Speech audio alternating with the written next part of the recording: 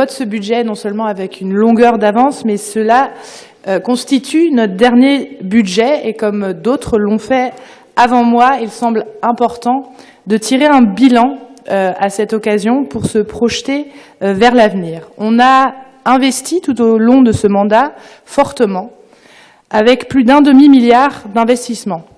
Le budget qui nous est présenté aujourd'hui comporte 95 millions d'investissements pour 2020, principalement sur les écoles, 15 millions de plus que l'année précédente, soit 300 € d'investissement par habitant.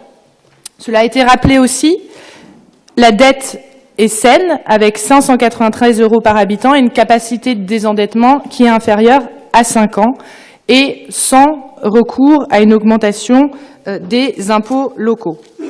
Nantes investit et montre que l'action publique a encore du sens, protéger, soutenir, accompagner, créer, redistribuer, anticiper, pour au final faire société.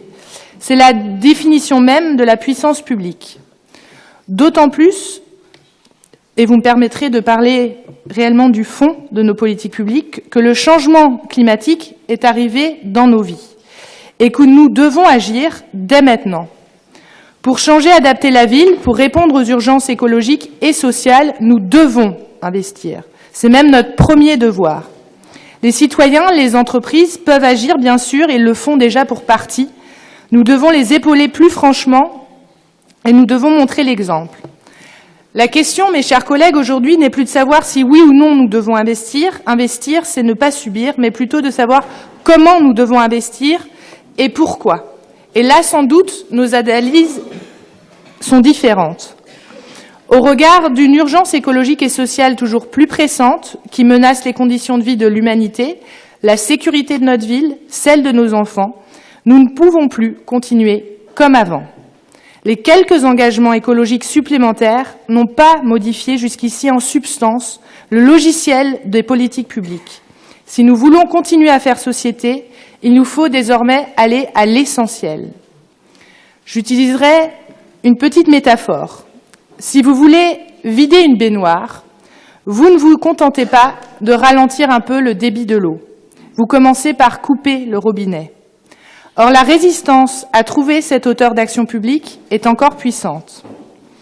En tant que municipalité, notre première action devrait être de faire de la lutte contre le réchauffement climatique et la baisse de nos émissions carbone une priorité.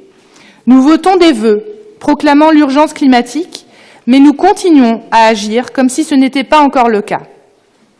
À ce titre, je vous invite à jeter un coup d'œil aux cartes des experts scientifiques qui ont réalisé une simulation des risques d'inondation dans le monde, mais on peut zoomer et retrouver la carte de Nantes, puisque en 2050, 1 million de Français seront concernés par des inondations au rythme annuel, et Nantes est bien concernée. L'adaptation de notre territoire à la survenue de ces chocs doit se préparer et se préparer en amont. On parle de 2050, ça ne veut pas dire, vous le savez, que 2050 va commencer le 31 décembre 2049. C'est précisément la raison pour laquelle il faut commencer dès maintenant. Mettre en place les conditions d'un scénario augmentation 1,5 degré sur notre ville n'est pas une chose facile, mais c'est possible. Nantes s'est déjà engagée historiquement pour marquer son refus de subir la catastrophe. Pour peu que nous lui fixions un cap, je suis sûre que notre ville est prête à de grandes transformations, car elle l'a déjà fait. Concernant la transition énergétique, nous avons fait beaucoup via notre propre patrimoine bâti, et nous devons maintenant élargir notre champ d'action. Les perspectives sont nombreuses, télétravail, commande publique, alimentation et restauration scolaire, commerce, déchets, autant de sujets sur lesquels notre ville doit accélérer.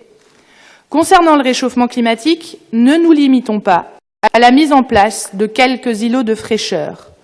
Plus que la création de jardins, nous devons lancer une vraie politique de l'arbre et de la biodiversité pour créer les conditions d'une ville fraîche en s'appuyant sur l'expertise de nos services publics. Notre deuxième action devrait être, quoi qu'il arrive, d'accueillir, de venir en aide et d'intégrer celles et ceux dont le chemin de vie a pris une tournure dramatique. Nous devons, là aussi, changer parfois de méthode en instaurant concernant les exilés des rapports de coopération avec les collectifs et les associations en mettant à disposition des bâtiments. Nous allons, et c'est plus loin, lors du jour du conseil municipal, nous avons noté que nous avons payé 2,5 millions de frais de gardiennage. Si nous les cumulons avec les frais de gardiennage provisionnés sur le budget de la métropole, nous arrivons à 6 millions. Ces 6 millions pourraient être plus utilement, à notre sens, développés pour l'intérêt général et la coopération. L'activité, puisque tous les budgets qui sont liés à l'accueil des chercheurs de refuge sont qualifiés d'exceptionnels dans notre budget. Pourtant, l'activité des associations qui s'en occupent continuellement n'a rien d'exceptionnel. Tous les jours, ces personnes travaillent sur le terrain au service de l'intérêt général. Elles attendent simplement un peu d'aide, mais parfois surtout de la reconnaissance des instances publiques pour le travail essentiel qu'elles mènent.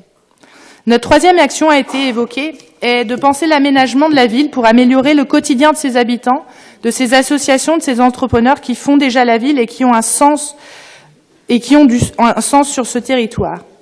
Nous avons adopté un plan local de l'habitat avec un objectif de construction de 6 000 logements.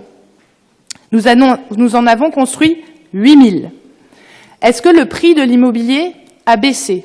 Est-ce que la liste des demandeurs de logements sociaux a baissé? Nous le voyons, ça a été rappelé par le premier adjoint aux finances, l'attractivité de construire plus, les droits de mutation, génère des recettes pour la collectivité et on veut continuer à toujours construire plus, à densifier plus, en prenant uniquement l'aune de la construction de logements. Comment faire cela, c'est au nom de la densification et de la non-étalement urbain, mais si nous construisons plus à Nantes, nous voyons aussi que dans les territoires aux alentours, nous construisons également plus. Comment faisons-nous avec l'objectif d'artificialiser 0 mètre carré à l'avenir pour protéger et anticiper les chocs à l'avenir?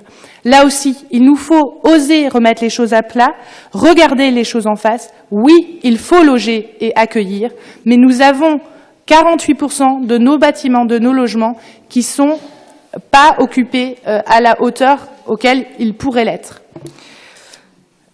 Et puis, l'objectif d'un urbanisme durable, j'ai eu l'occasion de le dire, impliquera donc de faire d'autres choix, d'établir des priorités et d'assumer des renoncements. Je ne reviens pas ici sur un certain nombre de projets sur lesquels nos analyses divergent. Je veux simplement redire tranquillement qu'on ne pourra pas tout faire. Vous connaissez, mes chers collègues, cette expression médicale attribuée à Hippocrate, « d'abord, ne pas nuire ». Si nous voulons nous mettre en situation de répondre à l'urgence climatique et sociale, il faut commencer par ne pas aggraver le problème. Par ailleurs, Nantes n'est plus dans une situation où nous devrions, pour la rendre plus attractive, multiplier les équipements de prestige.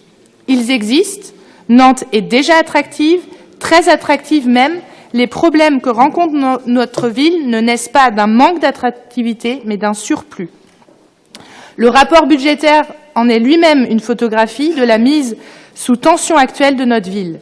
Il tente de répondre à l'augmentation drastique des effectifs scolaires, des violences et des incivilités dans les quartiers, des demandes non abouties de logements sociaux et d'accès à des créneaux dans les gymnases et les piscines. Alors oui, les investissements prévus pour 2020 mettent l'effort sur l'éducation et les services de proximité, un parti pris que bien évidemment nous partageons.